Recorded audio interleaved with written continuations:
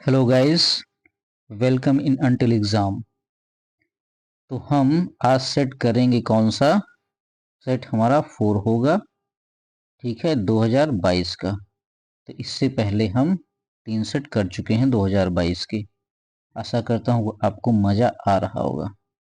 आइए आज आगे हम देखते हैं इसके क्या है। तो हमारा पहला प्रश्न है, प्रत्येक खंड के उत्तर के लिए 4 विकल्प दिए गए हैं जिनमें से केवल एक ही सही है। सही विकल्प छांटकर उसे अपने उत्तर पुस्तिका में लिखिए। तो पहला क्या है, एक का एक, किसी धनात्मक पूर्णांक p के लिए। ठीक है, धनात्मक पूर्णांक p के लिए प्रत्येक धनात्मक विषम पूर्णांक होगा। ठीक है, अब हमें विषम पूर्णांक छांटना है। तो ये क्वेश्चन क्या है, रिपीट है। ठीक है, आप देखेंगे तो ये सेट 3 में भी मिल जाएगा। तो नॉर्मली किसी ईयर के जो सेट रहते हैं उसमें बहुत सारे क्वेश्चन क्या होते हैं, रिपीट रहते हैं। तो कह रहा है p कोई धन पूर्णांक है और ये कैसा होना चाहिए, विषम पूर्णांक। तब इसके लिए क्या होना चाहिए, तो देखिए अगर p ये है तो अगर इसमें हम 2p से मल्टीप्लाई कर दें, ठीक है, तो 2p से या 2 से अगर हम मल्टीप्लाई कर दें तो ये हमें हमेशा एक सम संख्या बनेगा। अब इसी में अगर हम 1 जोड़ दें तो ये क्या बन जाएगा, विषम बन जाएगा। ठीक है, क्योंकि दो में अगर किसी भी संख्या में हम गुणा कर देंगे तो हमेशा सम संख्या ही बनेगी। जैसे मान लीजिए हम 3 एक विषम संख्या ले लेते हैं। अब इसमें हमने 2 से गुणा किया तो 6 बन गया, 6 में एक हम जोड़ेंगे क्या बन जाएगा, 7 बन जाएगा। ठीक है, इसी तरह अगर एक हम सम संख्या ले लें और इसमें 2 से गुणा कर दें, 4 दूनी 8 हो गया, एक जोड़िए कितना हो जाएगा, 9। तो ये कहीं ना कहीं 2p+1 का रूप बन रहा है। तो हमारा ऑप्शन कौन सा सही हो जाएगा, डी हो जाएगा। ठीक है, अब इसका दूसरा कह रहा है, बिंदु ए बी सी एक त्रिभुज के शीर्ष हैं, वह त्रिभुज होगा। ठीक है, अब इसमें 3 पॉइंट दिए गए, हमें बताना है कि ये जो पॉइंट हमें मिल रहे हैं ये कैसा त्रिभुज बनेगा। ठीक है, तो ये संभवतः, चलिए निकाल के देखते हैं कौन सा बनेगा। बी 4,0 और सी 0,3। ठीक, तो पहले हम ए बी निकालते हैं। ए बी निकालिए तो देखिए, इसको हम कोऑर्डिनेट मेथड से अगर करें तब कैसा होगा, क्या आ सकता है। चलिए,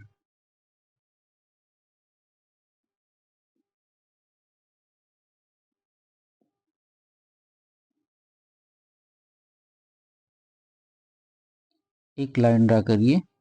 ठीक है, अब ए, ठीक, हम मान लेते हैं ए यहाँ पे है, 1 2 3 4, 1 2 3 4। ठीक है, तो ये -4,0 बनेगा। और अगर ये बी हो तो 4,0 बनेगा। अब हमें 0 और 3 दिया, एक्स का मान 0 कहाँ पे होगा, वाई एक्स पे। तो 0 और 3, 1 2 3, तो यहाँ पे कहीं पे सी मिलेगा, 0 और 3। तो यहाँ से देखिए, ठीक है, अब जो हमारा AC है, ठीक है, AC और BC, ठीक, ये बराबर होगा। ठीक है, AC और BC बराबर होगा। तो यहाँ से क्या निकल के आया, ये एक समद्विबाहु त्रिभुज बन रहा है। ठीक, तो ज्यादा हमें कुछ निकालने की जरूरत नहीं, इसको हम ऐसे कर लेंगे। नेक्स्ट हमारी प्रॉब्लम क्या है, कह रहा है दो समरूप त्रिभुजों के क्षेत्रफल, ठीक है, क्रमशः 20 सेंटीमीटर और 45 सेंटीमीटर, उनकी ऊंचाइयों का अनुपात। तो पिछली क्लास में हम बता चुके हैं कि अगर क्षेत्रफल का हमें अनुपात दिया जाए समरूप त्रिभुज में, तो हम अगर उनका वर्गमूल ले लें, ठीक है, वर्गमूल ले लें तो जो अनुपात आएगा वो क्या हो जाएगा, वही ऊंचाइयों का अनुपात हो जाता है। ठीक है, H1/H2। तो देखिए, अब इसको हम थोड़ा सॉल्व करते हैं। तो 5 चौक 20, 5 45, तो 4 और 9, इसका वर्गमूल कितना आ जाएगा, 2/3। देखिए हमारा कौन सा ऑप्शन सही हो जाएगा, सी। ठीक, नेक्स्ट कह रहा है यदि टेन थीटा बराबर 2ab upon a square minus B square then cos theta equal to, ठीक है, दिया है tan theta equal to 2ab upon a square minus B square, तो हमें निकालना है कॉस थीटा का मान। हम जानते हैं कॉस थीटा, ठीक है, ये क्या होता है बताइए, 1 अपॉन सेक थीटा, ठीक है। अब सेक थीटा एक हम आइडेंटिटी जानते हैं, क्या होता है 1 प्लस टेन स्क्वायर थीटा बराबर सेक स्क्वायर थीटा, ये होता है। यहाँ हम कह सकते हैं कि 1 प्लस टेन स्क्वायर थीटा, ये अंडर रूट में हो जाएगा। अब इसका मान दिया गया है टेन थीटा का, तो हो जाएगा 1 प्लस, ठीक है, स्क्वायर में 2ab upon a square minus B square, इसका होल स्क्वायर, ठीक। अब इसको हम सॉल्व करेंगे, इसको हम सॉल्व करेंगे तो जो आएगा वही हमारा क्या हो जाएगा, आंसर हो जाएगा। तो देखिए ये हो जाएगा 1 अपॉन में, ठीक, ये जो ए स्क्वायर माइनस बी स्क्वायर है इधर आ जाएगा, A square minus B square का होल स्क्वायर प्लस 4 ए स्क्वायर बी स्क्वायर, और ए स्क्वायर माइनस बी स्क्वायर ये वर्ग में है तो ये बाहर हो जाएगा, तो सीधे सीधे क्या आ जाएगा, ए स्क्वायर माइनस का बी स्क्वायर ऊपर चला जाएगा।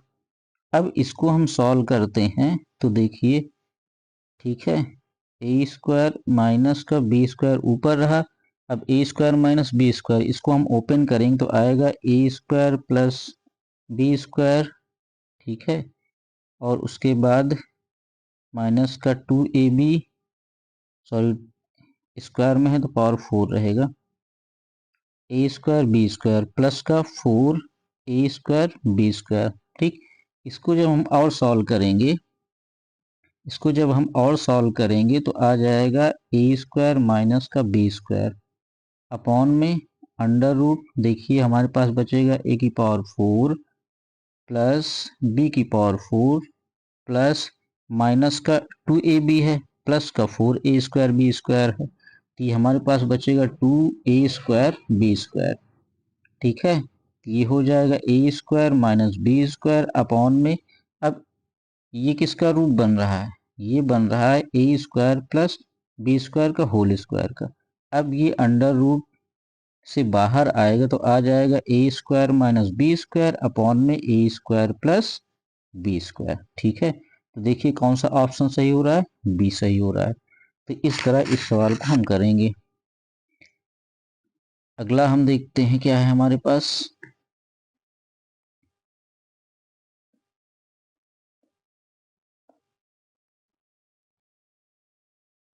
तो हमारे पास अगला प्रश्न है, कह रहा है एक घड़ी की मिनट की सुई की लंबाई 14 सेंटीमीटर, एक मिनट में सुई द्वारा रचित क्षेत्रफल होगा, ठीक है। तो अब घड़ी कैसे होती है, गोल, ठीक है। अब जो मिनट की सुई है वो कितना है, 14 सेंटीमीटर, तो ये कहीं ना कहीं त्रिज्या होगा। अब एक मिनट में कितना कोण बनाएगी, ठीक है, घड़ी की मिनट की सुई द्वारा एक मिनट में बनने वाला कोण ये कितना होता है, 6 डिग्री का।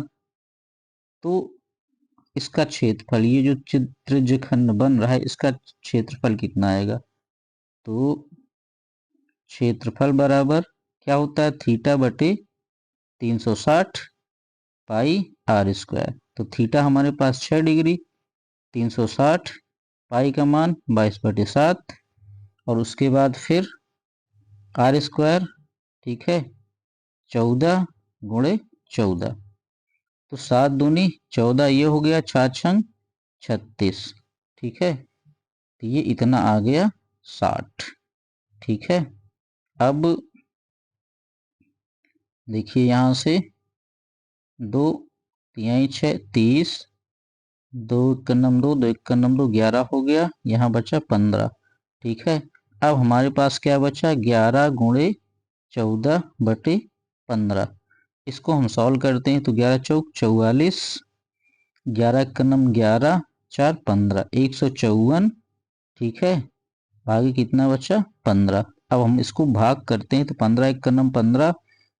ठीक है, 4 उतारेंगे, भाग नहीं जाएगा, 0 बढ़ा के फिर इसको हम 40 कर देंगे तो 15 दूनी 30, 15 तिया 45, 15 दूनी 30, फिर 10 बचा, 15 छक्का 90, तो 10.26 के आसपास आएगा। तो देखते हैं कौन सा ऑप्शन हमारा सही हो रहा है। तो हमारा ऑप्शन 10.26 ऑप्शन ए सही हो जा रहा है। ठीक है, ऑप्शन ए सही हो गया। अब अगला प्रश्न है, एक बारंबारता बंटन के लिए माध्यिका और बहुलक के चित्र के बीच संबंध। तो इसको हम पहले भी कर चुके हैं। ठीक है, जो बहुलक होता है 3 माध्यिका और ठीक है -2 माध्य होता है, तो ऑप्शन सी हमारा सही हो जाएगा। ठीक, अब जो बहुविकल्पीय प्रश्न थे वो हमारे हो चुके हैं। अब हम देखते हैं दूसरा प्रश्न। तो दूसरा प्रश्न कह रहा है, चित्र में पी एस अपान एस क्यू बराबर P T upon T R और एंगल पी एस टी ये और एंगल पी आर क्यू ये क्या है, बराबर है। तो हमें सिद्ध करना है कि त्रिभुज पी क्यू आर एक समद्विबाहु त्रिभुज है। अब यहाँ आप देखिए क्या दिया है, P S upon S Q बराबर पी टी अपॉन में टी आर। इसका मतलब क्या हुआ कि हमारा जो एस टी लाइन है ये किसके समांतर है, क्यू आर के।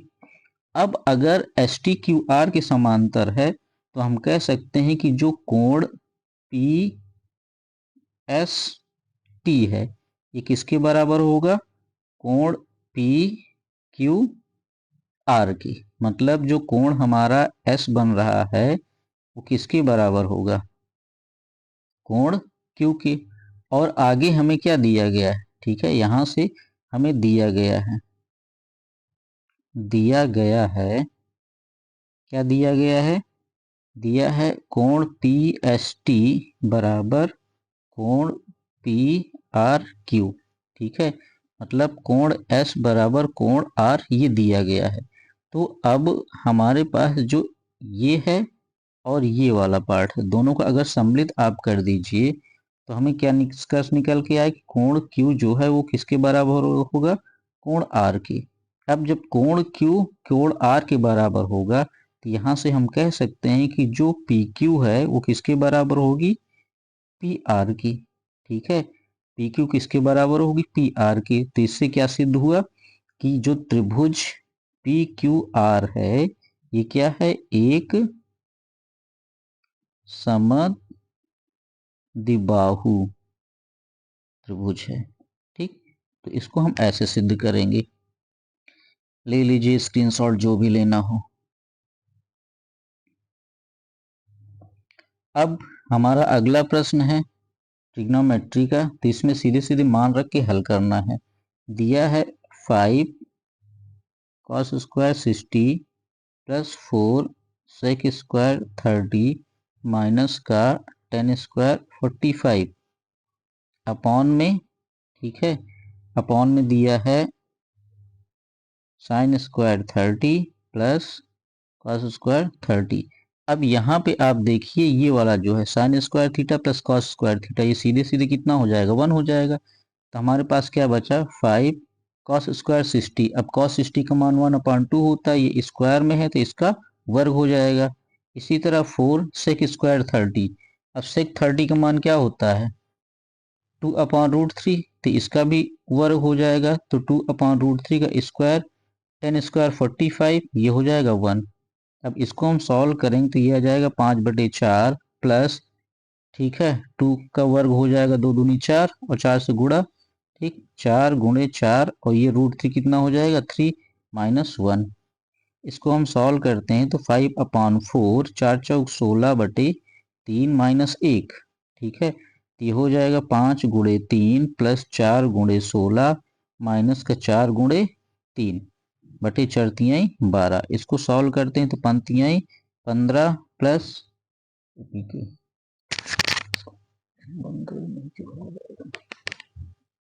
15, 16 चौको 64 माइनस 4 तिहाई 12, ठीक, बटे 12। अब इसको हम सॉल्व करते हैं तो 5 4 9, ठीक है, 6 1 7 माइनस 12 बटे 12, तो ये आ जाएगा 9 में 2 गए 7, 7 में 1 गए 6 बटे 12।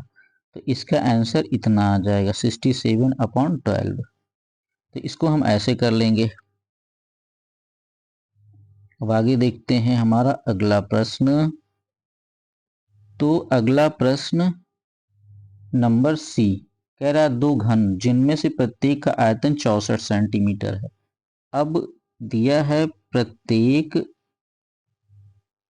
घन का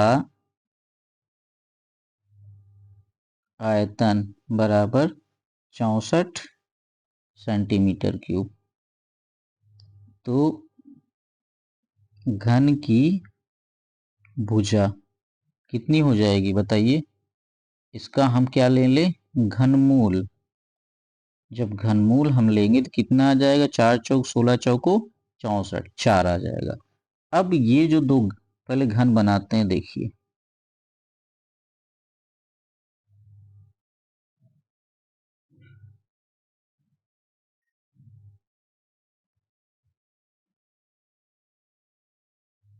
ये हमारा एक घन बना, ठीक है, जिसकी सारी भुजाएं कितनी हैं, 4 सेंटीमीटर। अब इसी में एक दूसरा घन भी हमें बनाना है, क्योंकि कह रहा है दोनों को हमने जोड़ दिया तो जो नया घनाभ बन रहा है उसका हमें क्या निकालना रहेगा, वक्र पृष्ठ का क्षेत्रफल। तो देखिए ये बना, ठीक। तो अब ये 4 है, ये 4 है, दोनों मिलके कितना हो जाएगा, 8 मिल जाएगा, ठीक। ये भी 4, ये भी 4, तो दोनों मिलके कितना हो जाएगा बताइए, 8 हो जाएगा। बाकी सारी तो हमारी 4 4 ही रहेंगी ना, ठीक है। तो हम कह सकते हैं कि हमारा L जो रहेगा कितना रहेगा, 8 रहेगा। बाकी B जो रहेगा, ठीक है, चौड़ाई 4 रहेगी और ऊंचाई भी कितना रहेगी, 4 रहेगी। अब इसमें कितने फलक होते हैं, 6 होते हैं, ठीक है। तो जो 6 होते हैं तो उनका हमें क्या निकालना है, पृष्ठीय क्षेत्रफल। तो हम क्या करेंगे, पृष्ठीय क्षेत्रफल बराबर 2 का गुणा कर देंगे, क्योंकि सब दो दो रहते हैं आमने सामने का।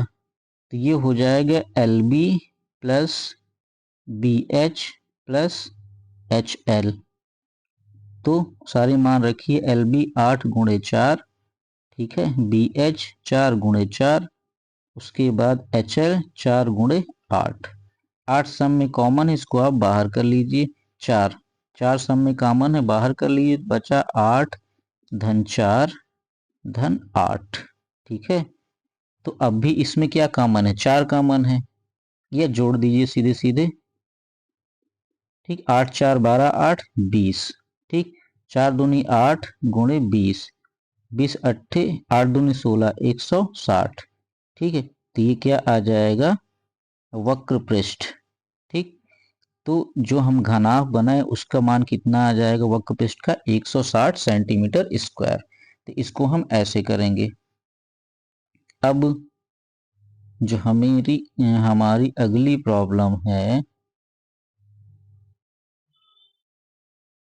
वो है, कह रहा है एक कारखाने के 50 कर्मियों की दैनिक आय निम्नलिखित सारणी में दिया गया। अब सारणी देखते हैं कौन सी भाई, ये है सारणी, इसमें आय दिया गया है। कह रहा है उपयुक्त सारणी में बहुलक वर्ग की निम्न सीमा ज्ञात कीजिए। अब देखिए जो बारंबारता हमारी है ये है 12 14 8 6 10। तो इसमें सबसे ज्यादा बार कौन बार आया है, ठीक है, ये आया है। तो बहुलक वर्ग की सीमा कितनी हो जाएगी बताइए, 120, ठीक। जो निम्न सीमा है वो क्या हो जाएगी, 120। तो इसमें यही हम लिख देंगे कि कर्मियों की संख्या में जो 14 है वो सबसे ज्यादा बार आया है या सबसे बड़ी संख्या है। 14 के सामने का जो अंतराल है वो 120 से 140 है, तो निम्न सीमा हमारी क्या हो जाएगी? 120। ठीक, इसको हम ऐसे कर देंगे।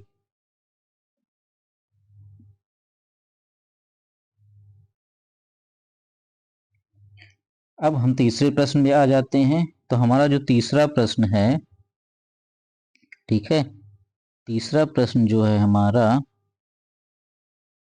कह रहा है सिद्ध कीजिए √2 एक परिमेय संख्या है। तो इससे पहले वाले सेट में हमने आपको बताया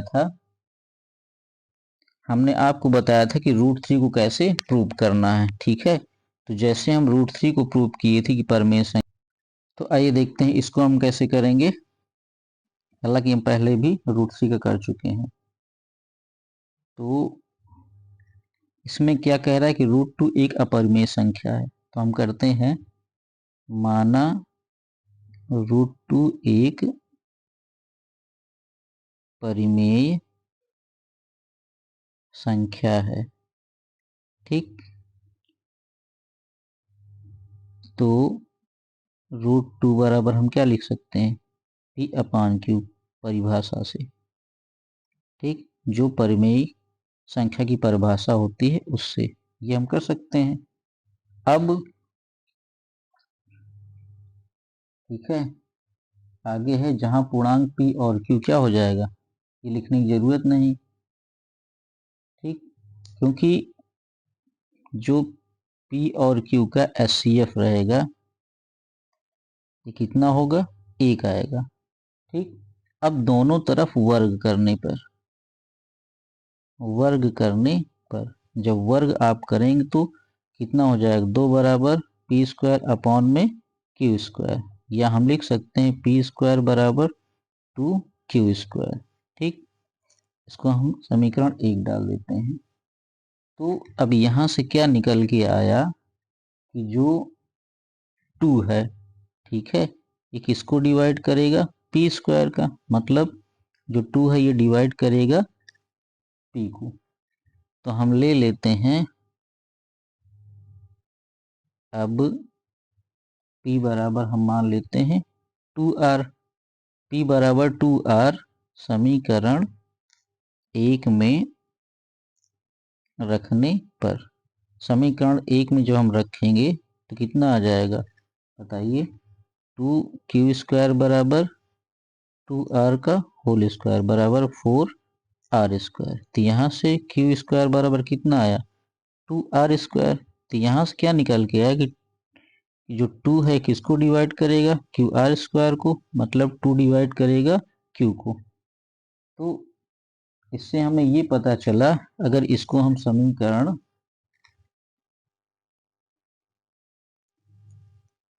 3 कहें और इसको हम समीकरण क्या कहें, सॉरी, इसको हम 3 कहें और इसको हम समीकरण 2 कहें, तो हम कह सकते हैं कि समीकरण 2 व 3 से क्या निकल के आया कि जो 2 P व Q के उभयनिष्ठ है। ठीक है, 2 P व Q का उभयनिष्ठ है। ठीक, अब उभयनिष्ठ है तो ये क्या कर रहा है? ये जो एक विरोधाभास,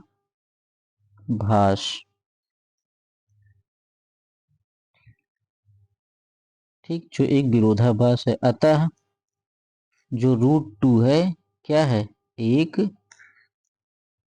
अपरिमेय संख्या है। तो इसको हम ऐसे करेंगे। ठीक, अब आगे हम देखते हैं, स्क्रीनशॉट ले लीजिए।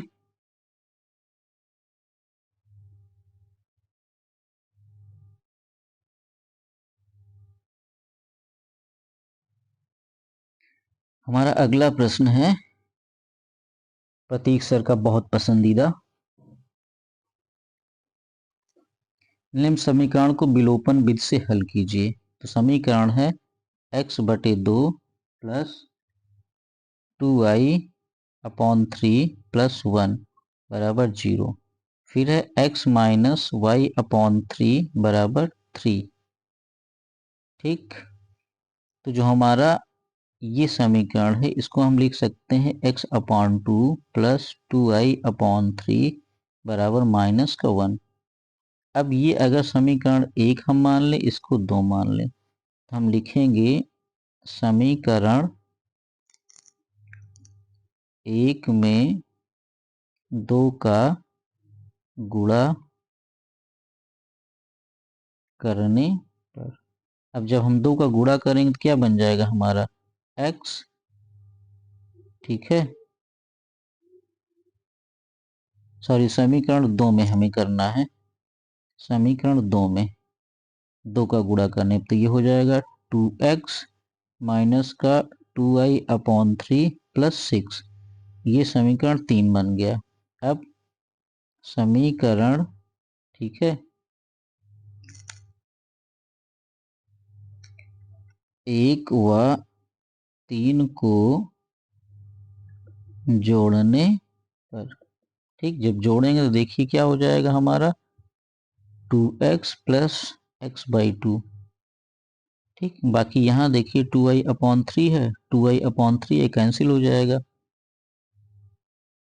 ये आ जाएगा बराबर -1 प्लस 6 बराबर कितना आ जाएगा 5। इसको हम सॉल्व करें, 2 दूनी 4, 5x/2 बराबर 5, तो यहाँ से 5x बराबर कितना हो जाएगा 10, या x बराबर कितना आ जाएगा 2, x बराबर 2 आ जाएगा। अब x बराबर 2 का मान समीकरण 1 में रखने पर, समीकरण 1 में जब हम रखेंगे तो क्या आ जाएगा बताइए, 2/2 प्लस 2i/3 इक्वल टू -1, तो ये देखिए 1 आ जाएगा, सीधे सीधे 2i/3 पक्षांतर करेंगे तो -1 -1 माइनस का 2 आ जाएगा, y बराबर कितना हो जाएगा, देखिए 2 से 2 कैंसिल हो जाएगा, सीधे सीधे माइनस का 3, तो x बराबर हमारा कितना आ जाएगा, x बराबर आ जाएगा 2 और y बराबर कितना आ जाएगा -3। तो इसको हम ऐसे करेंगे। अब हमारा जो अगला प्रश्न है इसको देखते हैं। तो हमारा अगला प्रश्न है, वह अनुपात ज्ञात कीजिए जिसमें x अक्ष बिंदुओं a-4 और b 5 2 को मिलाने वाले रेखाखंड को समद्विभाजित विभाजित करता है। अब इसमें दिया गया है x अक्ष, x अक्ष मतलब यहाँ से हमें y बराबर 0 पता चल गया। अब जो हमारा y का मान निकालने के लिए, जैसे ये a है, ये b है, ठीक है, यहाँ पे कोई पॉइंट x y है, तो a हमें क्या दिया गया है -4 -3, b दिए है 5/2, 5 और 2। अब जो हमारा ये पॉइंट है, ये हम मान लेते हैं m है, ये n है, ठीक है, इसको विभाजित कर रहा है, तो हमें m और n का मान निकालना है। अब y बराबर, ठीक है, 0 पता चल गया है, तो यहाँ से हम करते हैं y बराबर क्या हो जाएगा my2, ठीक, तो ये 2 हो जाएगा प्लस ny1, तो ये -3 हो जाएगा अपॉन में m प्लस n। अब y बराबर क्या है 0 है, तो यहाँ से बराबर 0 कर दीजिए, तो हो जाएगा 2m -3n बराबर 0, तो यहाँ से 2m बराबर 3n हो जाएगा, या m अपॉन n बराबर 3/2, तो हमारा जो अनुपात है वो कितना आ जाएगा m/n बराबर 3/2, ठीक। तो इसको हम ऐसे कर लेंगे। अब हमारा जो अगला प्रश्न है वो क्या है देखते हैं। तो अगला प्रश्न है, कह रहा है दो ठोस लंबी शंकु समान ऊंचाई के हैं, उनके आधार की त्रिज्याएं r1 r2 हैं, ठीक है, तो दिया है, ठीक है, क्या हो जाता है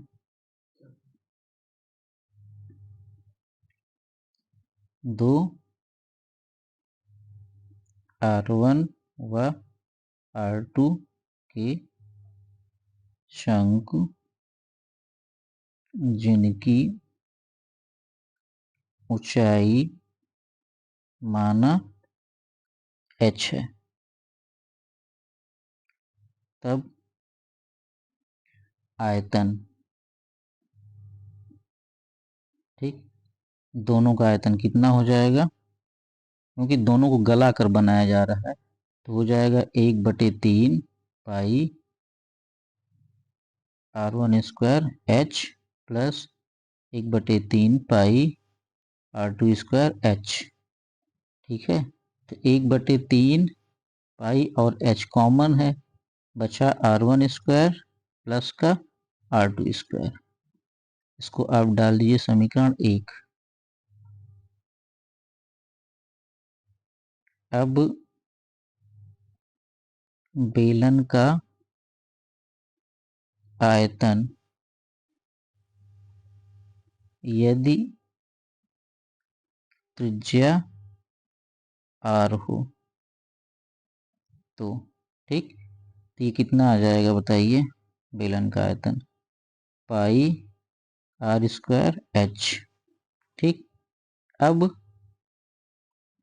यहां से हम कह सकते हैं कि बेलन का आयतन बराबर दोनों शंकु का आयतन। तो सारे मान रखिए, बेलन का पाई r स्क्वायर h बराबर 1/3 पाई h r1 square plus r2 square. तो यहाँ से देखिए पाई से, ठीक, पाई से पाई कैंसिल, h से h कैंसिल, बचा क्या, r स्क्वायर बराबर 1/3 r1 square plus r2 square. ठीक, यहाँ से r बराबर कितना आ जाएगा, under root r1 square plus r2 square upon में 3। ठीक है, तो यही हमें प्रूव करना था, ऐसे इसको हम क्या करेंगे, प्रूव कर देंगे। आशा करता हूँ क्लास अच्छी लग रही होगी। ठीक है, आज इतना ही रखते हैं, बहुत बहुत धन्यवाद।